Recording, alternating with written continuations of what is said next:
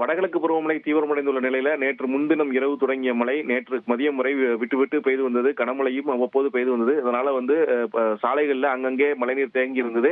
மாநகராட்சி உள்ளிட்ட நிர்வாகத்தினர் உடனடியாக அதை அப்புறப்படுத்தும் பணியிலும் ஈடுபட்டார்கள். நேற்று இரவு முழுவதும் மழை இல்லாத நிலை இருந்த சூழல்ல தற்போது மீண்டும் மழையின் வேகம் எடுத்திருக்கிறது. காலை முதலே அவ்வப்போது விட்டு கனமழையானது பெய்து வருகிறது. நெல்லை மாநகர் மற்றும் புறநகர் பகுதிகளில் இதே நிலை நீடித்து வருகிறது. நேற்றைய தினம் குறைவான அளவே மழை பதிவாகியிருந்த நிலையில மாவட்ட நிர்வாகத்தின் சார்பில் பள்ளி கல்லூரிகள் செயல்படும் என அறிவிப்பு வெளியிடப்பட்டது. தொடர்ந்து பள்ளி கல்லூரிகளும் இன்றைய தினம் செயல்பட்டு வருகிறது.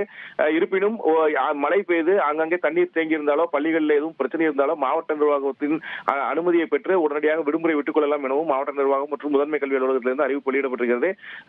அதாவது மழை தொடர்ந்து பெய்யக்கூடிய சூழலில் பொதுமக்களை குழப்பும் விதத்தில் பல்வேறு வதந்திகளும் பரப்பப்பட்டு வருகிறது. அதாவது பள்ளிகளுக்கு விடுமுறை என்பது குறித்தான புகைப்படங்களுடன் கூடிய அந்த விளம்பரங்கள் வெளியிடப்பட்ட ஒரு சூழலில் வதந்தி